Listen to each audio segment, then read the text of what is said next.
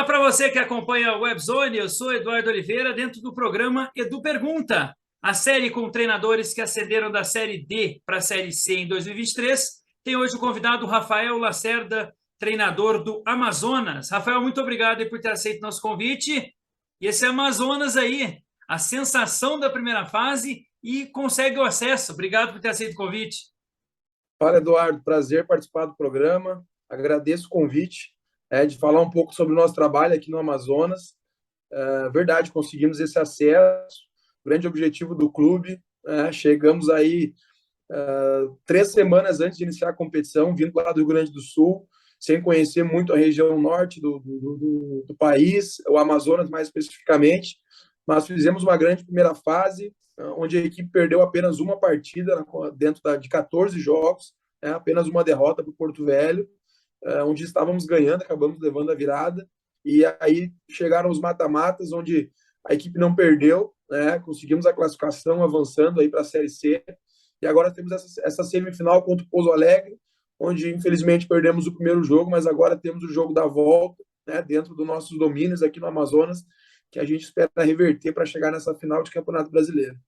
Na primeira fase, o Amazonas estava no grupo 1, com o Rio Branco do Acre, São Raimundo do Amazonas, São Raimundo de Roraima, Porto Velho de Rondônia, Trem do Amapá, Humaitá do Acre e o Náutico de Roraima. Rafael, como é que foi a campanha? 31 pontos em 14 jogos, 9 vitórias. Como é que foi o início do trabalho do Amazonas? Assim, Eduardo, quem vê de fora acha que foi uma coisa fácil, né? Porque a equipe perdeu uma partida até conseguir o acesso, até o acesso do jogo da Portuguesa, nós perdemos apenas uma partida, mas o processo foi bem difícil. Por quê? Eu vou explicar por quê. Nós chegamos só 3 semanas antes da estreia. O Amazonas fez uma campanha ruim no estadual, caiu fora nas quartas de final, então não garantiu nem calendário para o ano que vem. Se caso não tivesse subido para a Série C, ano que vem o Amazonas teria só o estadual para disputar. Nesse processo saíram 18 atletas, Eduardo. Né? Claro que no início eles saíram bastante atletas e no processo total saíram 18. Então a reformulação ela foi muito grande. E a gente reformulou esse time durante a competição. E não é fácil. Para quem é do futebol sabe, tu iniciar um trabalho com um grupo novo é uma coisa. Agora, tu tem que trocar 18 atletas, né? Durante a competição, atletas que iniciaram a competição tiveram que sair, chegaram novos atletas, alguns remanescentes, jogadores que no estadual não foram aproveitados e sobre o nosso comando foram titulares na Série D, né? Então foi um processo bem difícil, mas claro que o grupo entendeu a nossa metodologia, a nossa forma de trabalhar. A gente tentou ser o mais justo possível. O Amazonas não teve, claro, teve uma base de time titular, né? Vamos dizer assim, talvez 6 jogadores, no máximo de 5 a 6 jogadores que foram titulares a campanha inteira. No restante, a gente rodou muito o elenco. E aí eu tenho que enaltecer os atletas que compraram essa ideia, né? De sempre quem está melhor está jogando. E deu certo, né? A gente coroou com esse acesso, mas não foi fácil, né? As viagens também muito difíceis, né? Muita viagem longa. E aí é um ponto que eu tenho que enaltecer a direção do clube, porque nos deu muita condição. Principalmente na primeira fase aconteceu, mas mais especificamente no mata-mata, a gente viajou antes dos jogos, a gente treinou praticamente 3 dias na cidade que a gente ia jogar, então a direção nos deu uma condição muito boa de trabalho também. Isso foi importante, então, pelo que você está relatando aqui dentro do nosso programa, esse planejamento que a diretoria teve juntamente com a comissão técnica sua.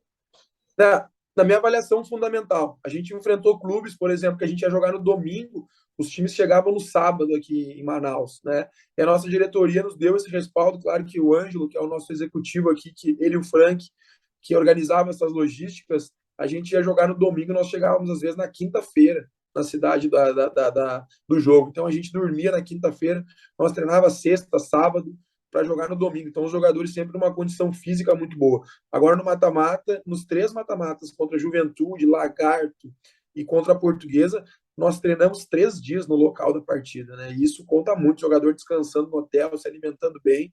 Então, às vezes a gente enaltece muito o atleta e a comissão técnica, o treinador, no caso, né? Mas a gente precisa, eu como treinador, eu preciso dividir o mérito do nosso acesso com todo mundo, né? Com a diretoria, que foi fundamental, com o staff do clube, com a torcida que nesses últimos mata-matas aí lotou o nosso estádio. Então, é bem aquela frase, né? Quando ganha, ganha todo mundo mesmo. Na primeira fase, teve algum jogo, Rafael, que chamou a atenção sua, assim, uma partida assim, que aí você falou assim, estamos classificados e agora tem outra etapa? Na verdade, assim, a gente disparou muito na liderança, né, Eduardo? A campanha foi muito boa desde o início. A gente arrancou, se eu não me engano, com 5 vitórias, né? Então, assim, quando a gente encaminha 5 vitórias é muito difícil.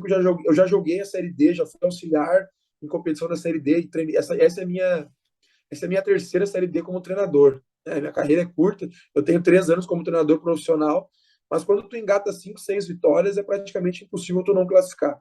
Claro que a gente traçou metas, né? A gente fez um planejamento junto com os atletas, eu e a comissão técnica. A nossa primeira meta era a classificação, né? E a gente conseguiu muito cedo essa classificação. Depois, a gente botou como meta para deixar os atletas sempre motivados a meta de ser o primeiro colocado. Por quê? Porque numa competição de mata-mata como a Série D, tu decidir em casa é muito importante. E a gente conseguiu isso, tanto que a gente jogou todos os mata-matas até agora e está jogando esse da semifinal, decidindo dentro de casa. Mas acredito que lembrar assim, um jogo específico que a gente viu que a gente garantiu a classificação, não. Mas logo no início, assim, depois da quinta, sexta vitória seguida, a gente viu que a classificação estava bem próxima. Aí na segunda fase, vocês terminaram em primeiro, né, com 74%, eu estou vendo aqui. Aí vai enfrentar o Juventude Samas, que é uma equipe lá do Sim. Maranhão. Vocês, por enquanto, estavam concentrando lá, porque a Série D é regionalizada, vocês estavam na região norte, aí vai enfrentar uma equipe da região nordeste. E aí foi complicado, né? Teve um empate 0-0 e vocês classificam 2-1 em casa, é isso? Na minha opinião, o mata-mata mais difícil, né? Com todo respeito ao Lagarto e à Portuguesa. Mas por quê? Porque era uma equipe extremamente competitiva, né? Talvez eu, como treinador, e não é demérito para ninguém, numa avaliação de competição, foi a equipe que nos mais trouxe dificuldades, porque a equipe que mais competia, né? Jogadores grandes, fortes, time de muita imposição na bola aérea, né? Então, o 0-0 lá e o 2-1, a gente fez o gol, para ter uma ideia, a gente fez o gol no último minuto do jogo. Aos 51 minutos do segundo tempo, a gente garantiu a nossa classificação. Então, sem sombra de dúvidas, foi dos 3 adversários que a gente enfrentou, o mais difícil foi o Juventude de Samas. Aí você, como você falou, passa pelo Lagarto, aí já é oitavas de final, né? E também a questão das quartas, né? Que tem um confronto contra a Portuguesa. Antes de você Portuguesa. comentar desses dois jogos, quando entra nas quartas de final, pela primeira vez a Série D tem a questão do VAR. Você, como profissional, como que você vê a utilização desse equipamento que está tendo muita confusão? Agora eu quero ver o Rafael como treinador, a sua avaliação. Eu acho muito válido, acho que é muito importante. Até vou abrir um parênteses de um comentário que eu fiz para o árbitro, não vou lembrar o nome do árbitro que apitou o nosso jogo agora contra o Pouso Alegre. Ao término da partida, eu me dirigi até o árbitro da partida, não lembro o nome dele, e eu disse para ele, quando eu fui falar com ele, os árbitros estão tão acostumados com a reclamação, que quando eu cheguei perto dele, eu fui para elogiar ele. Eu falei, professor, queria parabenizar pela grande arbitragem que vocês fizeram, porque nós, treinadores, a gente é os primeiros a criticar a arbitragem, né? E eles não estão ali para errar, eles erram porque eles são seres humanos, né? Então eu fui lá para dizer para ele, mesmo a gente perdendo, eu vim aqui elogiar a sua atuação. E quanto ao VAR, a gente vê muita reclamação do VAR. Mas há quanto tempo o VAR está inserido aqui? A gente vê falar, na Europa o VAR é muito rápido, aqui no Brasil demora 3, 4, 5 minutos. Mas a gente tem que entender que lá na Europa, né, o VAR já está há muito tempo. Eu tenho certeza que aqui no Brasil vai chegar uma hora que também vai ser mais rápido. Então, eu sei que eu sou um cara que reclama às vezes muito, mas a gente precisa às vezes ter uma conscientização. Eu não estou falando isso porque eu subi. Eu estou falando porque realmente às vezes a gente exagera na reclamação. Mas eu acho que o VAR ele tinha que ser desde o início da competição, claro que daí já era um custo muito alto. E o VAR no nosso confronto ele foi muito decisivo. Por que ele foi decisivo? Lá no jogo da Portuguesa, o jogo estava 1-1, nós tivemos um gol anulado e bem anulado pelo VAR, que o nosso atleta fez o gol com a mão, foi sem querer, mas foi com a mão. E no jogo da volta, que praticamente dos 5 jogos, dos 5 gols que teve, acho que 3 gols foram revisados pelo VAR. E todos estavam, né, foram bem marcados pelo Leandro Voaden, mas eu acho fundamental e eu acho que esse processo ele vai melhorar conforme o tempo. Só para te ajudar, Rafael, o árbitro da partida contra o Pouso Alegre foi o Felipe da Silva Gonçalves Não, Paludo, arbitragem, do Rio de Janeiro, para a gente passar a arbitragem informação completa. é importante. Arbitragem perfeita, arbitragem. Nós perdemos o jogo e eu reconheço que foi uma arbitragem perfeita. E interessante, você usou aí o Leandro Pedro Voaden, né, que é um árbitro de Série Sim, A que foi apitar a Série D. Ou seja, a CBF está organizando mesmo essa questão da arbitragem, né, professor? é muito bom. É muito bom, é muito bom. Porque, assim, a atmosfera do último jogo, né? O nosso estádio, ele é um estádio, é uma mini arena pequena, cabe 6.000 pessoas. Tava um caldeirão, um mini caldeirão, vamos dizer assim, porque 6.000 não é tanta gente, mas estava uma pressão enorme, um jogo tenso. Em momento algum a gente conseguiu ver a arbitragem dentro de campo. Porque, né, quando a gente fala de Leandro Voaden, nós estamos falando de um nível, né, como tu falou, né, Eduardo, árbitro de Série A de Campeonato Brasileiro. E aí também tem que agradecer a CBF de ter disponibilizado esses árbitros para esses jogos tão importantes. E a questão agora, vocês conseguiram acesso? O que o Leandro planeja para 2023? Claro, o título é importante para a agremiação, no caso do Amazonas, mas o que o Leandro planeja? Tem contrato até esse ano? Está pensando em renovar? A gente sabe como é que é a vida de treinador, né? É, não, na verdade a gente não deu tempo para pensar ainda, Eduardo, falando bem a verdade, né? A comissão técnica me pergunta, várias pessoas mandam mensagem perguntando, torcedores também, né? A própria imprensa aqui de Manaus, do Amazonas. Eu confesso que, de certa forma, não caiu muito a ficha ainda do acesso, sabe? Por tudo que a gente viveu, assim, só quem esteve aqui para ver o processo que foi a reformulação, que foi estruturação. O clube tem 3 anos apenas, né? Tem clubes aí tradicionalíssimos aí, nós posso enfileirar nomes aqui de clubes que não conseguiram acesso aí, que estão batendo na trave há muitos anos, e o Amazonas no primeiro ano conseguia esse acesso. Eu estou muito focado nessa final, nessa semifinal, né, de tentar reverter esse primeiro jogo que a gente perdeu. Acho que nós temos totais condições de reverter, mas a gente respeita muito a equipe do Pouso Alegre. Então agora, né, eu tenho meu representante, meu empresário que é do Rio Grande do Sul, que é de Porto Alegre. A gente praticamente nem conversou, porque eu disse para ele que eu quero primeiro terminar o ciclo aqui no Amazonas, depois que acabar aqui, se Deus quiser a gente conseguir chegar na final, quem sabe ganhar o título, aí sim, primeiramente conversar com o Amazonas, que foi o clube que me abriu as portas, né? Sair do Rio Grande do Sul, que é a área onde eu conheço mais, que é a minha terra. Então, em respeito também ao clube, ao presidente Wesley, ao executivo Ângelo, eu primeiro tenho que conversar com o Amazonas para ver o que vai ser o futuro. Suas considerações finais para apresentar para o pessoal você, sua carreira, não só o Amazonas e outros clubes. Sim.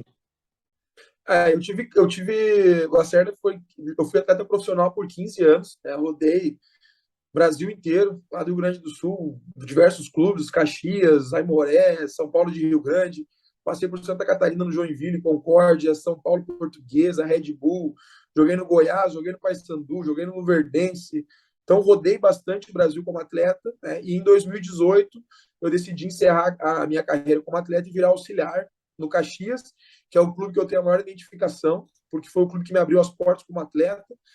Aí eu fiquei 7 meses como auxiliar. Depois disso, assumi o time principal do Caxias. E na primeira competição minha, em 2020, a gente foi vice-campeão gaúcho, né? Fomos campeão do primeiro turno.